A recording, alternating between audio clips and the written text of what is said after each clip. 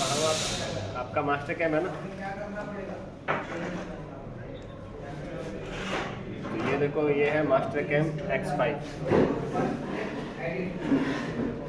ठीक है,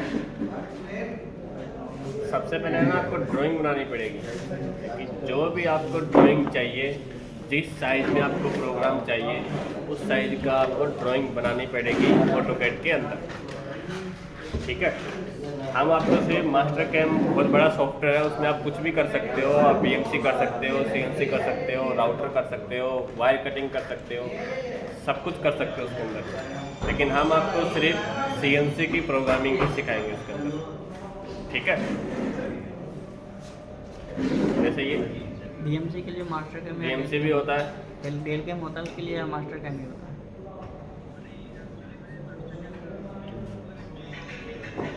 मिलिंग नहीं कराते यार हम। मास्टर कैम में हम सिर्फ टर्निंग कराते हैं। तो आप टर्निंग करोगे, मिलिंग करोगे?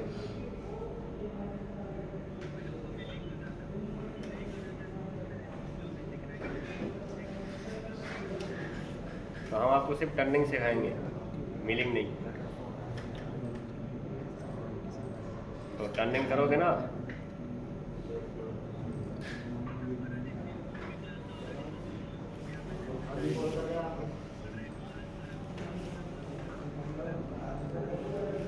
तो आपको आप कह रहे हो ना मेरे को तो मास्टर कैम में मिलिंग कर चाहिए थी।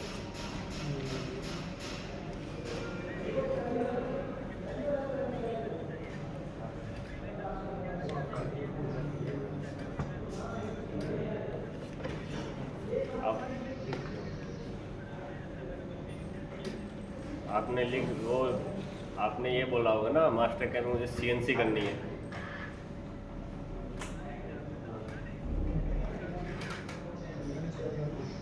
ठीक है, कोई बात नहीं, मैं आपको मिलिंग उसमें CNC में टर्निंग सिखाता हूँ आपको मास्टर कैम में। ठीक है, देखो जो भी आपको ड्राइंग मिल रही है उसको आपका बिल्कुल एक्यूरेट साइज की ड्राइंग बनानी है। हल्की भी इधर उधर माइक्रोन में नहीं जाना चाहिए। अगर आपने हल्का भी इधर उधर माइक्रोन में प्रोग्राम ड्राइंग बनाई तो सेम प्रोग्राम उसी साइज का ही बन के आएगा। ठीक है, क्योंकि मास्टर कैम में क्या होता है, आप उसके अंदर 3D प्रोग्राम निकाल सकते हैं। यानी कि आप उसको सिर्फ ये बताना है चलना कहाँ से है और ख़त्म कहाँ होना, इतना बताना है। फिर इसके बाद में ये ऑटोमेटिक ही आपका सारा प्रोग्राम मास्टर कैम बना के दे देगा। ठीक है, जैसे मैंने यहाँ एक ड्राइंग बना रखी है, देखो दिख रही है आपको ड्राइंग। चैम्फर लगाया हुआ है, रेडियस लगाया हुआ है, सब लगाया हुआ है। आपको इसमें कोई भी साइड डिफाइन नहीं करना है। ऐसे DLI एंटर का साइड डिफाइन करते हो ना, कितने बाई कितने का, ये कितनी लेंथ है, रेडियस कितना है, वो सब कुछ भी डिफाइन नहीं करना है। Only simple drawing. ठीक है, अगर आपने इसमें डिफाइन कर दिया ना तो वो उसी को ही पकड़ने लग जाएगा। और मास्टर कैम इसमें ऑटोकैड में ड्राइंग बनाने के बाद आपको ड्राइंग को करना है जॉइन। ठीक है, ज्वाइन करने के बाद आपको सेव करना है। सेव एज पे जाओगे, मुझे डेस्कटॉप पे रखनी है। और फाइल ऑफ टाइप में क्या सेव करना है आपको, ऑटोकैड 2007 DXF। ठीक है, क्योंकि यही फाइल आपकी मास्टर कैम में पकड़ सकती है। अदरवाइज आप कोई भी फाइल लेते हो, जैसे आप डायरेक्ट सेव कर देते हो, किस में लेती है, DWG में लेती है। तो DWG Mastercam file read नहीं करता है। वो फाइल कौन सी रीड करता है, DXF फाइल। ठीक है, तो मैंने Day 1 के नाम से सेव कर दी है DXF फाइल। देखो ये आ रही है। अब खोलते हैं मास्टर कैम।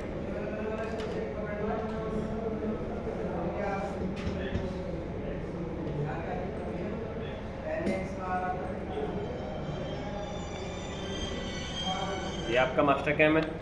ये बहुत बड़ा सॉफ्टवेयर है। आप देख लो मशीन टाइप में क्या क्या कर सकते हो। इसमें मिलिंग कर सकते हो, लेथ कर सकते हो, वायर कटिंग कर सकते हो, राउटर कर सकते हो, डिजाइनिंग भी कर सकते हो। तो ये सबका मतलब मास्टर कैम खुद ही मास्टर आ रहा है इसके अंदर। मतलब ये बहुत बड़ा सॉफ्टवेयर है, सबसे हाई लेवल का सॉफ्टवेयर है। ठीक है।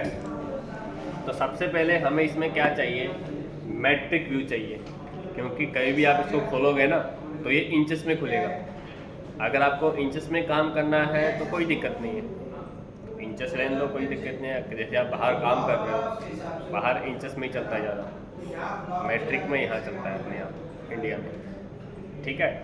अगर आपको बाई चांस मान लो यहाँ लिखा जाता है इंचेस, इंचेस कैसे आएगा, सेटिंग पे जाओगे, कॉन्फ़िगरेशन, यहाँ आ रहा है देखो इंग्लिश, इंग्लिश पे क्लिक करोगे, ओके करोगे तो यहाँ आ जाएगा इंचेस, आ गया इंच। अब इंच में काम करोगे तो जब आपने ड्राइंग जो बनाई है बाहर, मान लो 40 के डाये की कोई आपने बाहर ड्राइंग बनाई है, अब आप इसमें इंपोर्ट कर दोगे इसको तो 40 इंच हो जाएगा वो, ठीक है। अब 1 इंच में कितना होता है, 25.4, काउंट कर लो 40 इंच में कितना mm हो गया, तो बहुत बड़ी आ गई ना ये। तो आपको ये ध्यान रखना है, जब भी मास्टर कैम ऑन करो आपको किस में काम करना है, मैट्रिक में काम करना है तो यहाँ मैट्रिक होना चाहिए, इंचेस में काम करना है तो यहाँ इंचेस होना चाहिए, ठीक है। मुझे किस में काम करना है, मैट्रिक में, तो मैं क्या करूँगा, सेटिंग पे जाऊँगा, कॉन्फ़िगरेशन, यहाँ क्या कर दूँगा, मैट्रिक, ओके, हो गया मैट्रिक। अब आते हैं हमारी ड्राइंग पे, जो हमने ड्राइंग बनाई थी उसको लेके आते हैं, फाइल, ओपन,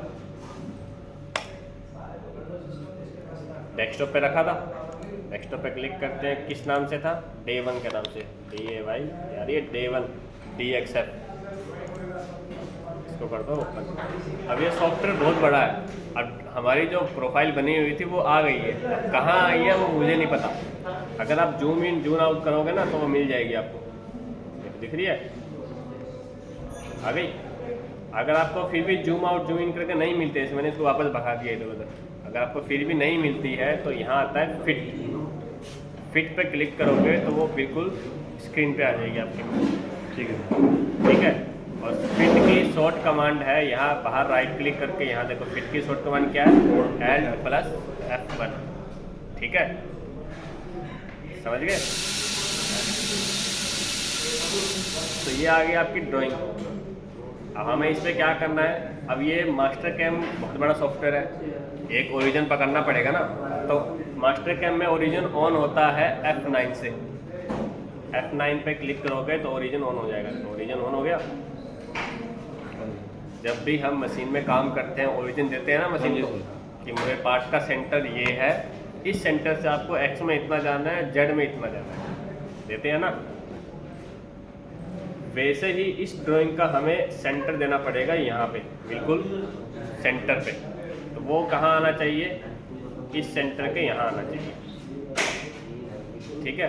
तो उसके लिए आपको क्या करना पड़ेगा, उसके लिए करना पड़ेगा आपको X from move to origin, X from move to origin, drawing कहाँ चली जाए, ओरिजिन के पास चली जाए। जैसे मूव टू ओरिजिन पे क्लिक करोगे आपको ड्राइंग का सेंटर पकड़ना है, यही ना, यहीं आएगा ना सेंटर, आ रहा है सेंटर, सेंटर पे क्लिक करोगे यहाँ से वो हाइड हो जाएगी, कहाँ चली जाएगी, ओरिजिन के पास आ गई। ऐसे ही काम करते हैं ना, मशीन पे ओरिजिन यहीं देते हैं बिल्कुल सेंटर। अब ये तो हमारा कटा हुआ पार्ट है, लेकिन हमें तो बिल्कुल रॉ मटेरियल मिलेगा ना इसका जैसा, हाँ जी सर, बिल्कुल रॉ मटेरियल मिलेगा। तो रॉ मटेरियल लेने के लिए आपको क्या करना पड़ेगा, मशीन टाइप हम क्या करेंगे, लेथ और डिफॉल्ट, ठीक है।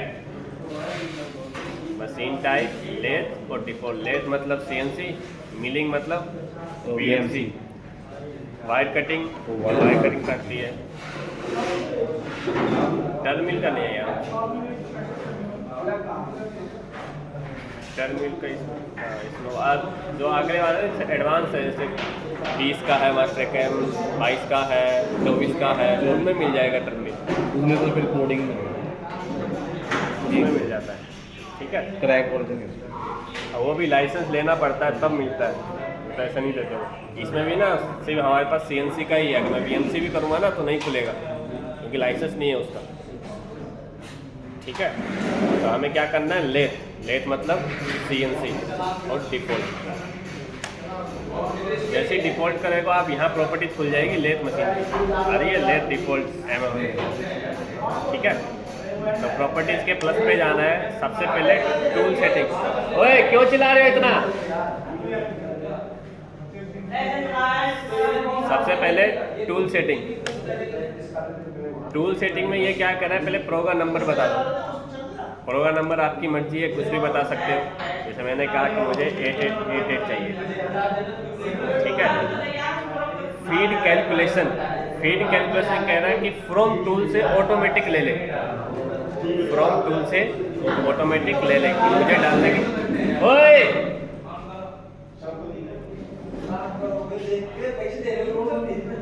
अरे आराम से बोल लो यार, आराम से बोल लो। फीड कैलकुलेशन क्या चाहिए मुझे?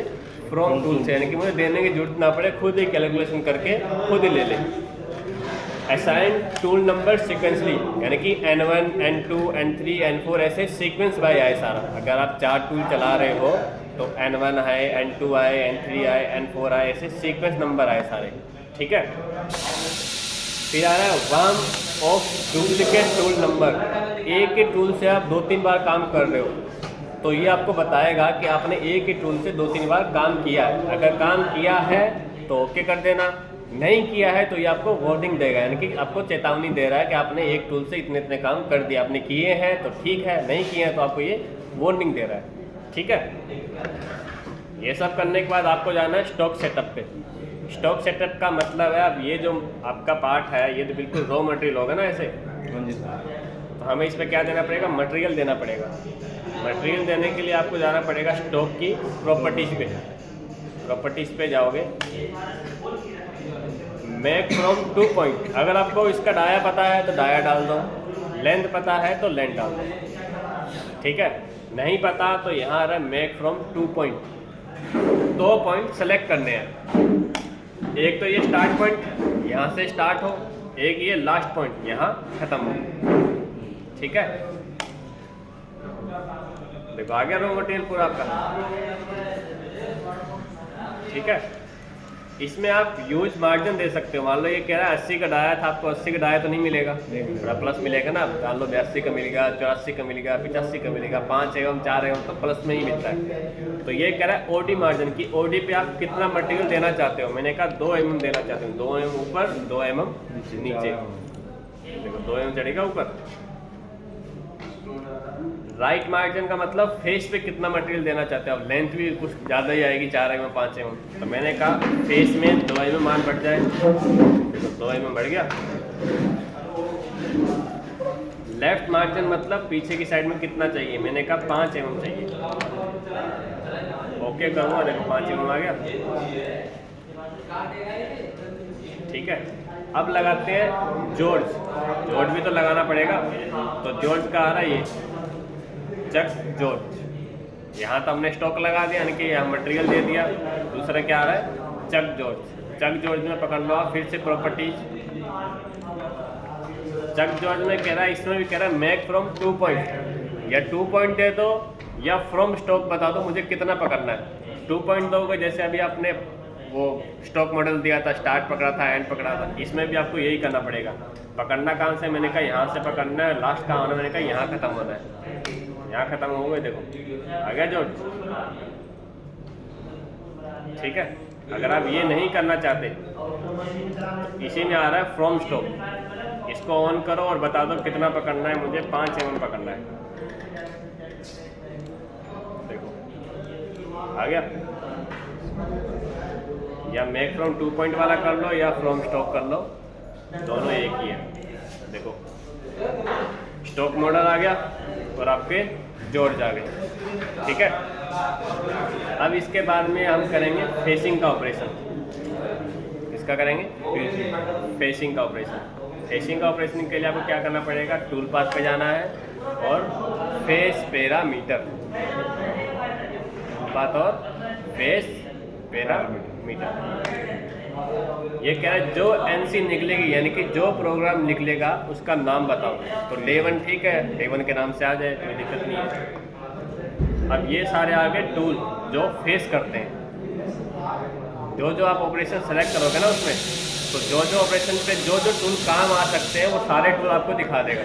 तो ये कह रहा है आप फेस का चूज़ किया है तो फेस में इतने सारे टूल यूज कर सकते हो, ठीक है। तो हम ये पहला वाला ही टूल ले लेते हैं। मैंने कहा मुझे TNMG इंसर्ट चाहिए, ओके कर दिया। अगर आप चाहो तो अपना टूल देख भी सकते हो, यहाँ ना ड्रॉ टूल पे क्लिक करोगे, देखो टूल भी दिखाएगा आपको, ऐसा आपका टूल होगा, ठीक है। फिर कह रहा है कि टूल नंबर पहला ही होना चाहिए, ऑफसेट नंबर पहला ही होना चाहिए, स्टेशन नंबर कह रहा है ये किस स्टेशन पे लगा हुआ है। जैसे अभी बहुत सारे टूल है यहाँ तो सिर्फ फेसिंग का टूल आया है। अगर आप कोई और चूज़ करते हो ना, जैसे ग्रूविंग करते हो तो ग्रूविंग के सारे टूल आ जाएंगे, कौन कौन से टूल से आप ग्रूविंग कर सकते हो। तो ये सारे फेस किया, तो जैसे इस पर सेलेक्ट करता हूँ तो सेशन नंबर अलग हो जाता है, 11 हो गया, मतलब ये 11 नंबर टूल पे खड़ा था। क्योंकि इसमें जो मास्टर कैम में जो टूलिंग है ना, वो नंबरिंग पे है सारे। तो 1 नंबर वाला ये है, मैंने कहा ये चाहिए। फीड कैलकुलेशन ऑटोमेटिक कर ली इसने, .2 कर ली ना, मैंने बताया था ना फ्रॉम टूल के अकॉर्डिंग फीड कैलकुलेशन कर ले। इसने कितनी कर ली, .2। अब यहाँ आ रहा है आरपीएम क्या होता है, G97 पता है ना आपको क्या होता है। G97 होता है constant surface speed control of, यानी कि ये हम कब यूज़ करते हैं, जब ग्रूव कर रहे हैं, ड्रिल कर रहे हैं, थ्रेडिंग कर रहे हैं, तब हम इस G97 का यूज करते हैं। अब आता है ये CSS क्या होता है, G96 और G50 constant surface speed, constant, हाँ G96 और G50। यहाँ कह रहा है स्पेंडल स्पीड आपको कितनी चाहिए, यानी कि G97 मैंने कहा 220 चाहिए। मैक्सिमम स्पेंडल स्पीड यानी कि G50 मैंने कहा मुझे 1500 चाहिए, यानी कि मैक्सिमम 1500 जाए और कटिंग स्पीड कितनी होनी चाहिए, 220, ठीक है। उसके बाद में ये कह रहा है कमेंट का मतलब है आप कौन सा ऑपरेशन कर रहे हो उसका नाम लिखना चाहते हो तो नाम लिखिए। मैं कौन सा ऑपरेशन कर रहा हूँ, फेस कर रहा हूँ, फेस लिख दिया, ठीक है। फिर आ जाओ फेस पैरामीटर में। फेस पैरामीटर मतलब कट भी तो बताना पड़ेगा, कितना कितना कट लेना है। फेस पैरामीटर पे आओगे तो यहाँ आ रहा है एंट्री अमाउंट का मतलब कितने बाहर से चलेगा, मैंने कहा 2 mm बाहर से चलेगा, ठीक है। फिर कह रहा है रफ स्टेप ओवर का मतलब है डेप्थ ऑफ कट। जैसे आप फेसिंग का प्रोग्राम लिखते हो Z-2, Z-4, Z-5 करते हो ना, तो वो कह रहा है यही का स्टेप ओवर मतलब कितना डेप्थ ऑफ कट चाहिए। अब 2 mm कितना दिया था हमने, फेस में माल दिया था 2 mm, तो मैंने कहा कि 0.5 का कट होना चाहिए। 0.5 काटेगा, 0.5 काटेगा, 0.5 काटेगा, 0.5 काटेगा, ऐसे 2 mm क्लियर कर देगा, ठीक है। फिर कह रहा है फिनिश स्टेप ओवर। इसी टूल से आपको फिनिश करना है तो फिनिश का कट कितना होना चाहिए, मैंने कहा फिनिश का कट 0.2 होना चाहिए, ठीक है। ये कह रहा है maximum number of finish passes, यानी कि जो 0.2 छोड़ा है वो कितनी बार में काटूं, 1 बार में काटूं, 2 बार में काटूं कि 3 बार में काटूं कि 4 बार में काटूं। अब 0.2 मान ली है, 0.2 1 बार में कट जाएगा, तो मैंने क्या कहा कि 1 बार में फिनिश कर दो, ठीक है।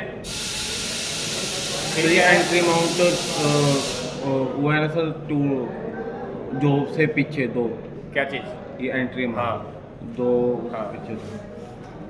ओवरकट अमाउंट कह रहा है कि माइनस में, कि जैसे आप फेसिंग का प्रोग्राम लिखते हो x-1 x-2 लिखते हो ना, तो ओरिजिन कहाँ है, बीच में है।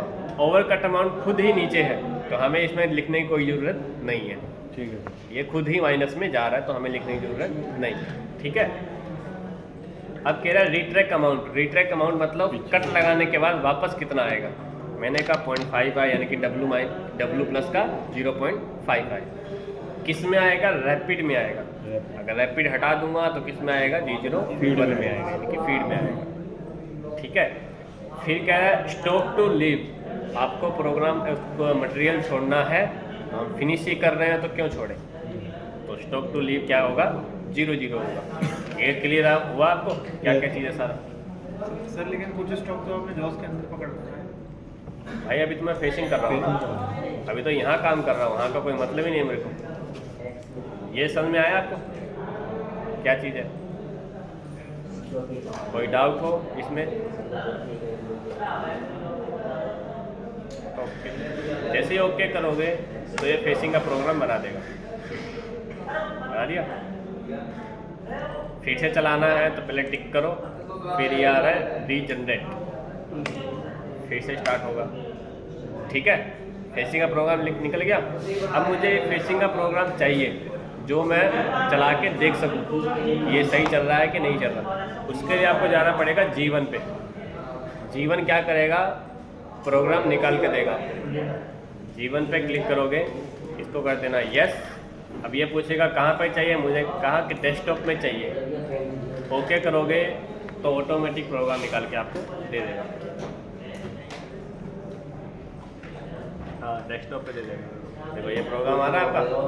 मैंने कहा प्रोग्राम नंबर क्या चाहिए, 8888 चाहिए, इसने प्रोग्राम नंबर 88 के नाम से दे दिया।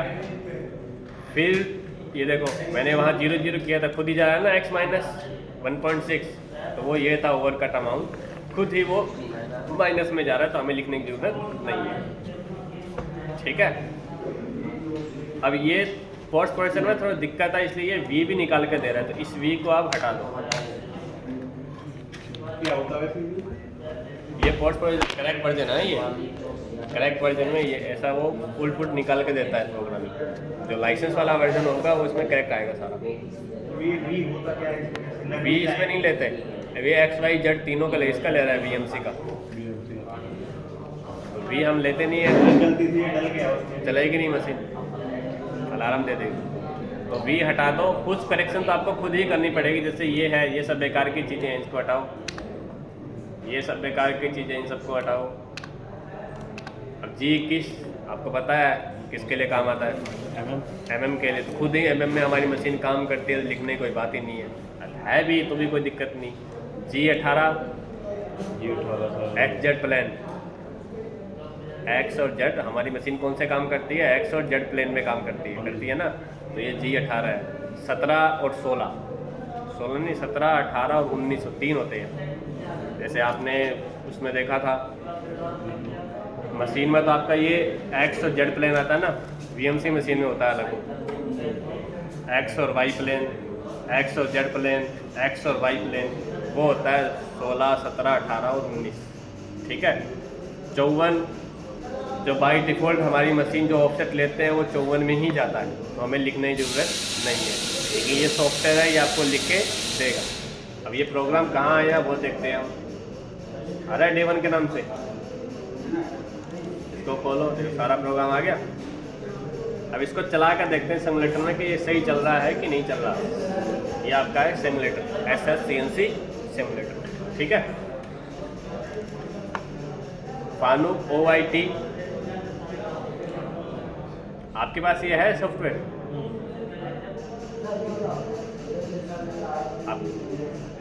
तो अभी आप जैसे क्लास ख़त्म हो ना, तो मैडम को आप फ़ोन करना, उसको मैडम को बोलना कि मुझे सॉफ्टवेयर चाहिए मास्टर कैम और ये SSCNC।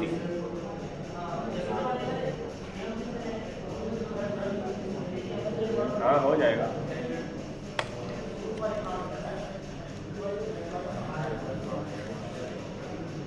ठीक, ओके,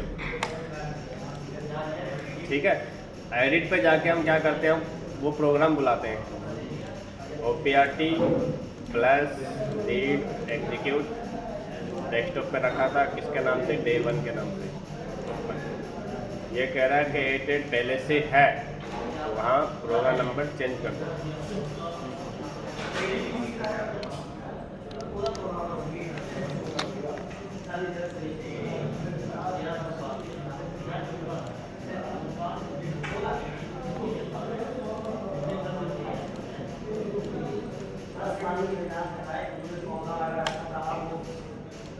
हाँ, कर सकते हो, ये मशीन ही तो है।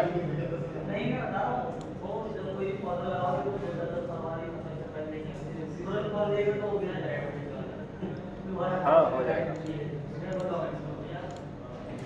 एग्जीक्यूट पर जाओगे, Day1 आ गया प्रोग्राम। टूल कौन सा लगाना है? TNMG का, TNMG का टूल, पहला स्टेशन ऑफसेट लेना पड़ेगा। ऑफसेट के लिए फिर रैपिड पोजीशन पे जाना है। ओके कर दो, टच हो गया, ठीक है। ऑफसेट पे जाओ, ऑफसेट, ज्योमेट्री ऑफसेट, एक्स का डाया बताओ, एक्स का डाया कितना था 80 और Z0 मेजर, ठीक है। अभी हमने ऑफसेट ले लिया, लेकिन हमारा प्रोग्राम कहाँ चल रहा है? प्लस में चल रहा है। प्लस में क्यों चल रहा है? जैसे ये देखो, जैसे मैं प्रोग्राम देखूँ, अभी आपने जो प्रोग्राम लिखा था वो किस में लिखा था? माइनस में लिखा था ना, Z-1 Z-2। लेकिन इंडस्ट्री में क्या होता है? प्लस में चलता है सारा प्रोग्राम, ठीक है।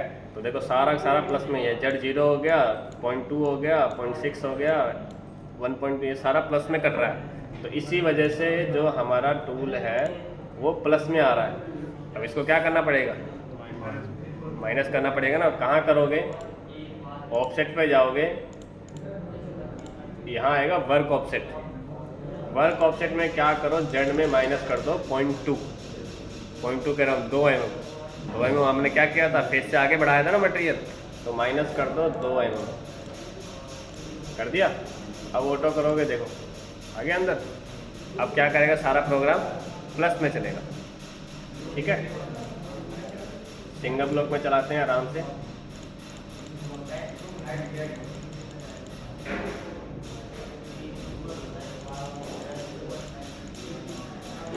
स्पेंडल चालू हो गया।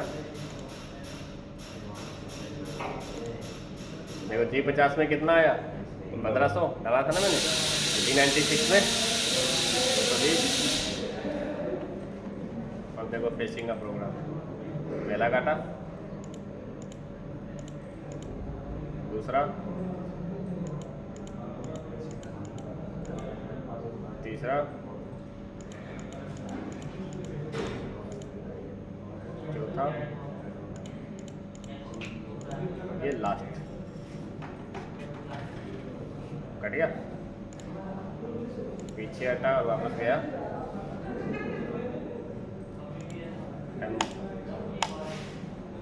ठीक है, हो गया ये फेसिंग का प्रोग्राम। अब ये बताता हूँ, जो वर्क में माइनस 2 mm किया था वो किस वजह से किया था? इस वजह से किया था। ओरिजिन हमारा यहाँ है, हमने 2 mm बाहर दिया था मटेरियल। तो अब ओरिजिन कहाँ चला गया? आपका बाहर चला गया ना। उसको क्या करना पड़ेगा? अंदर देना पड़ेगा। तो 2 mm जितना आगे फेस में बढ़ाया है, अगर आप 10 बढ़ाते हो तो वहाँ Z-10 करना पड़ेगा। 5 बढ़ाते हो तो Z-5 करना पड़ेगा, ठीक है। समझ में आया विकास? हेलो, अभी आपको यही करना है, ठीक है। हेलो, अभी आपको यही प्रैक्टिस करनी है। कल आप कह रहे हो मुझे सॉफ्टवेयर, भी तो आप ड्यूटी पे हो, सॉफ्टवेयर जब लोगे तो आपको यही प्रैक्टिस करनी है। कल भी आपकी क्लास है 12 बजे, ठीक है।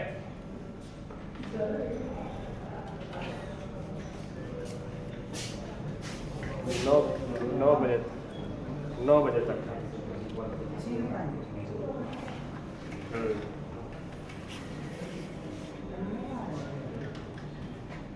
ठीक है,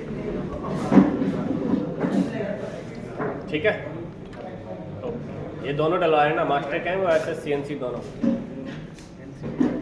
ठीक है। हाँ, सिमुलेटर, ओके।